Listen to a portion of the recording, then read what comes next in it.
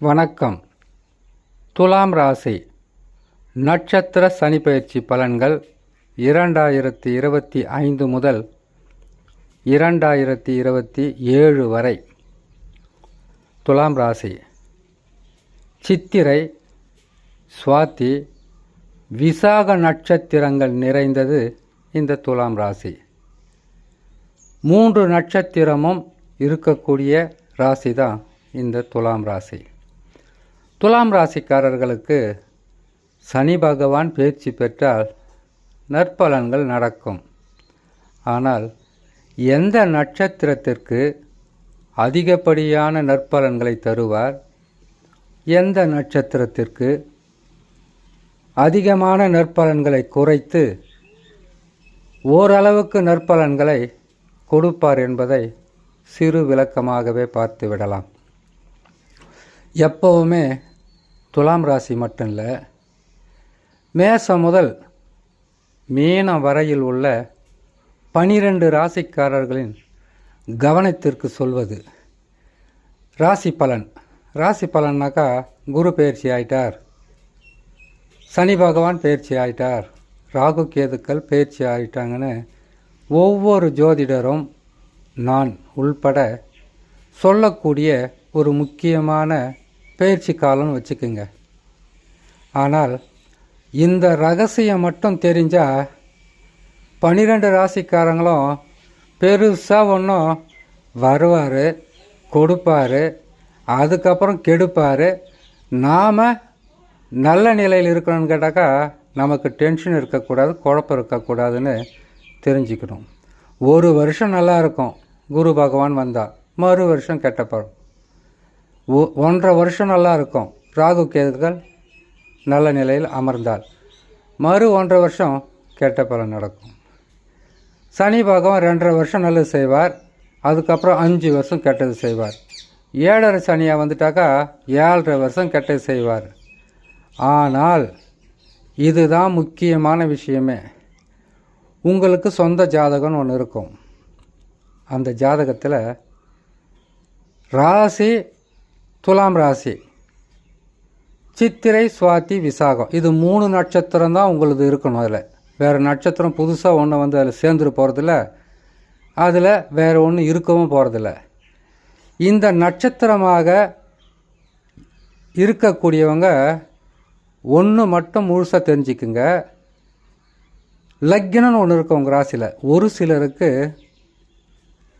துலாம் லக்கினமாகவே இருக்கும், மற்றவங்களுக்கு ஒரு சிலருக்கு தான், அதுவும் 1000ல் ஒரு 10 பேருக்கு, லட்சத்தில் ஒரு 10 பேருக்கு தான் இருக்கும். மற்றவங்களுக்கெல்லாம் துலாம் ராசியை விட்டுட்டு, அதில் லக்கினத்தை விட்டுட்டு மற்ற இடங்களில் வந்து இப்போது துலாம் ராசின்னு வச்சிங்களேன், விருச்சக லக்கினமாக இருக்கலாம், துலாம் ராசியாக இருக்கலாம். அதுக்கப்புறம் தனுசு லக்னமாக இருக்கலாம், துலாம் ராசியாக இருக்கலாம். அதுக்கப்புறம் பார்த்திங்களனாக்கா மகர லக்னம், கும்ப லக்னம், மீன லக்னம், மேச லக்னம், ரிஷப லக்னம், மிதுன லக்னம், கடக லக்னம், சிம்ம லக்னம், கன்னி லக்னம், இதில் ஏதாவது ஒரு லக்னம் இருக்கும். ராசி மட்டும் துலாம் ராசி. இந்த லக்கினத்திலிருந்து கணக்கிடும்போது தசான்னு ஒன்று வரும். உங்களுக்கு வந்து இப்போ சித்திரை நட்சத்திரம் வச்சுக்கோங்க. சித்திரை நட்சத்திரத்தில் 2 பாதம் கன்னி ராசியில், மீதி இருக்கிற 2 பாதம் தான் துலாம் ராசியில் இருக்கும். சுவாதி நட்சத்திரத்தை பொறுத்த வரைக்கும் 4 பாதமும் துலாம் ராசியிலே இருந்துடும்.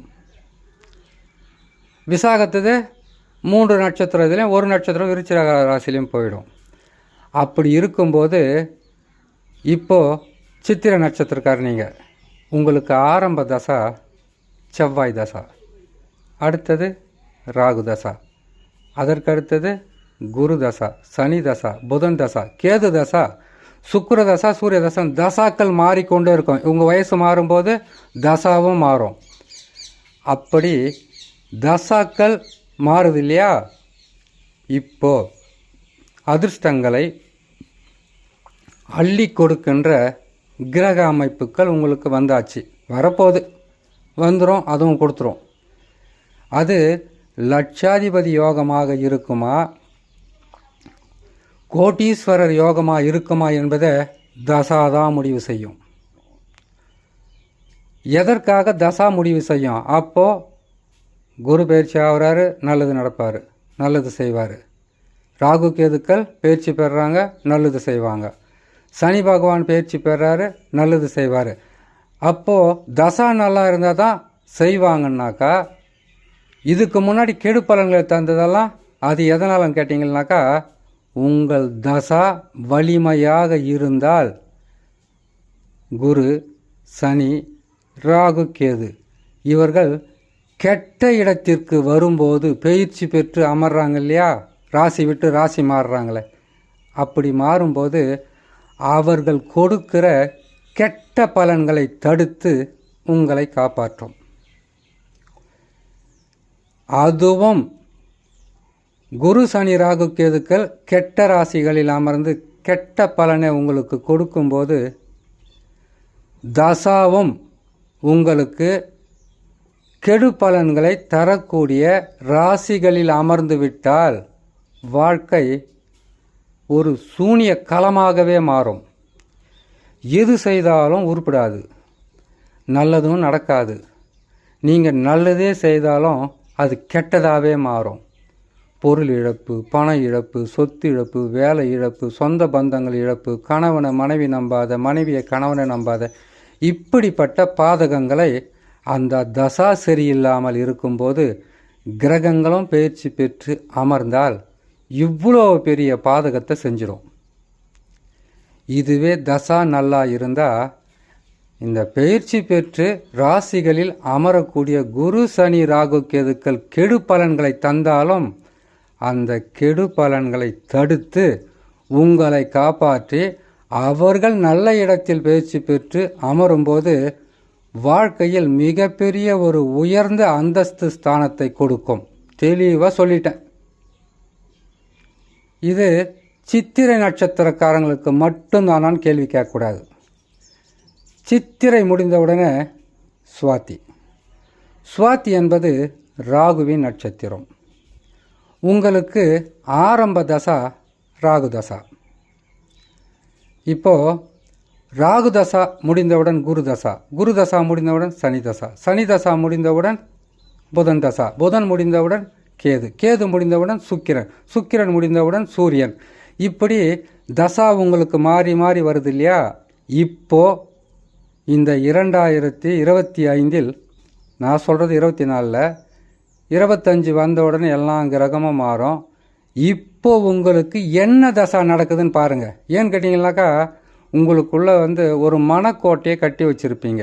என்னென்னு, சனி மாறுறார், குரு மாறுறார், ராகு கேது மாறுறாங்க.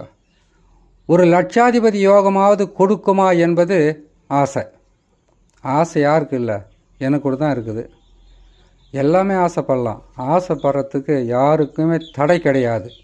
அது நடக்குமா, அது கிடைக்குமா, கிடைக்க வாய்ப்பு இருக்கிறதா என்பதை முடிவு செய்ய வேண்டியது தசா தான். தசா நல்ல நிலையில் உங்களுக்கு உங்கள் சொந்த ஜாதகம், உங்கள் சொந்த ஜாதகத்தில் இருக்கக்கூடிய தசா ஆட்சி, உச்சம், கேந்திர, திரிகோணங்களில் நட்பு சமம் பெற்ற கிரகங்களுடைய தசாவாக இருந்தால் லட்சாதிபதி யோகமும் உண்டு, கோட்டீஸ்வர யோகமும் உண்டு. இது சித்திரை நட்சத்திரத்துக்கும் சரி, அதுக்கப்புறம் சுவாதி நட்சத்திரத்துக்கும் சரி, விசாக நட்சத்திரத்துக்கும் சரி, இது நடக்கும். சரி, தசாவே சரியில்லை, இத்தனை வருஷம் கஷ்டப்பட்டோம், இப்போ தான் நல்ல இடத்துக்கு வந்திருக்காங்க, இப்போவும் நல்லது நடக்காதா? நடக்கும்.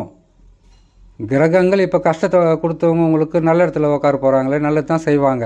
ஆனால் லட்சாதிபதி யோகம் கிடைக்கலாம், கோட்டீஸ்வர யோகம் கிடைக்காது. வாழ்க்கையில் பிரச்சனை இல்லாமல் வாழலாம். இந்த கிரகங்கள் மாறினோடனே திரும்பவும் அந்த பிரச்சனைங்க வர ஆரம்பிச்சிடும். இதைத்தான் முதல்ல நீங்கள் தெரிஞ்சுக்கணும். இது தெரியாமலே நாம் என்ன பண்ணுவோம், மனசுக்குள்ளே ஒரு பெரிய ஆசையும் கனவு கோட்டையும் கட்டிடுவோம்.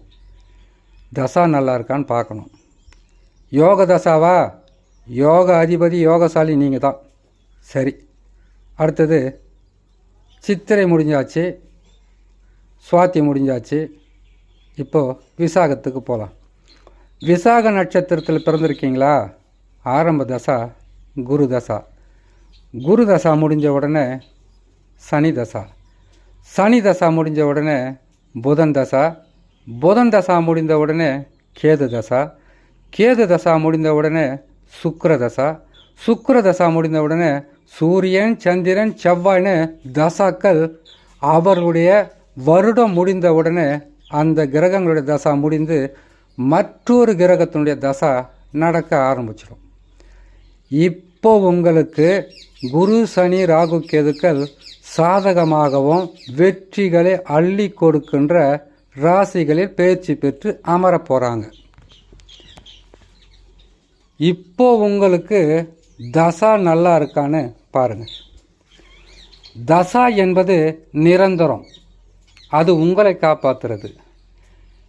இப்போ கிரகங்கள் பயிற்சி ஆகிறது ஆண்டுதோறும் பயிற்சி ஆகும். நல்லதோ கெட்டதோ கொடுத்துட்டு இன்னொரு ராசிக்கு மாறி போயிடுவாங்க. ஆனால் தசா எப்படி நடக்கும்? உங்கள் வாழ்க்கைக்கு அது துணையாகவும் நல்லா இருந்தால், நல்லா இல்லைன்னா வினையாகவும் சுற்றிக்கிட்டே இருக்கும். நல்ல தசா நடக்குதா, உங்களுக்கு நற்பலன்கள் நான் சொல்வதை விட இன்னும் அதிகமாக கிடைக்கட்டும். நானாக கொடுக்க போகிறேன், கிரகங்கள் கொடுக்க போகுது. அதுவே கெட்ட தசாவாக இருந்தால் உங்களை காப்பாற்றி கொள்வதற்கு கடனாக இருக்கலாம், பிரச்சனையாக இருக்கலாம், தொழில் இல்லாமல் இருக்கலாம், திருமணம் ஆகாமல் இருக்கலாம், இடம் வாங்காமல் இருக்கலாம், வீடு கட்டாமல் இருக்கலாம், உங்கள் வாழ்க்கைக்கு எந்த விதமான ஒரு நன்மையும் இல்லாமல் இருக்கலாம். இப்போ தருவாங்க, தசாவே சரியில்லைனாலும் தருவாங்க. உங்களுக்கு இருக்கிற பிரச்சனையை முடிச்சுட்டு அதிலிருந்து மீண்டு வாழ்வதற்கு வழி தேடுங்க. இதை விட்டுட்டு நீங்களும் ராசி பலனை பார்க்குறது, நல்லது நடக்கலைன்னா திட்டுறது, நல்லது நடந்தால் வாழ்த்துறது, இப்படியெல்லாம் நம்ம மனம் போன போக்கில் போகிறத விட உங்கள் ஜாதகம் இருக்குது, அதில் நடக்கக்கூடிய தசாவை பாருங்கள். ஒவ்வொரு நட்சத்திரத்துக்கும் சொல்லியிருக்கேன், உங்களுக்கு மட்டும் சொல்ல, மேசம் முதல் மீன வரையில் இருக்கக்கூடிய 12 ராசிக்கும் 27 நட்சத்திரத்திற்கும் சொல்லக்கூடிய பலன் தான் இது. இதை புரிஞ்சால் நீங்கள் கெட்ட நேரமாக இருந்தாலும், கெட்ட நேரம்னா என்ன? கெட்ட தசா, கிரகங்கள் கெட்ட இடத்துல உக்காருது, அந்த நேரத்திலையும் உங்களுக்கு செலவுகள் குறையும், மனக்குழப்பங்கள் குறையும், மன வேதனைகள் குறையும். நல்லது நடக்கக்கூடிய நேரம் இப்போ இல்லை, அடுத்தது வரப்போகுது. நல்லது நடக்கக்கூடிய நேரம் இதுதான், நம்மளை நாம் காப்பாற்றிக்கணும் என்கின்ற ஒரு முழு நம்பிக்கையும் ஒரு தெளிவான சிந்தனைக்கு நீங்கள் வந்துடலாம். தெளிவாகவும் மிகவும் எளிமையில் புரிஞ்சுக்கிற மாதிரியும் உங்களுக்கு நான் பலனை சொல்லியிருக்கேன். கேட்டு பயன் பெற்றால், அந்த நீங்கள் பயன் பெற்றீங்கன்னாக்கா அதனால் ஒரு நல்லது நடந்தால் உங்கள் குடும்ப சந்தோஷமாகும், நீங்களும் நிம்மதியாக இருக்கலாம் என்று சொல்லி இன்னொரு நல்ல பதிவில் உங்களை நான் சந்திக்கிறேன். நன்றி, வணக்கம்.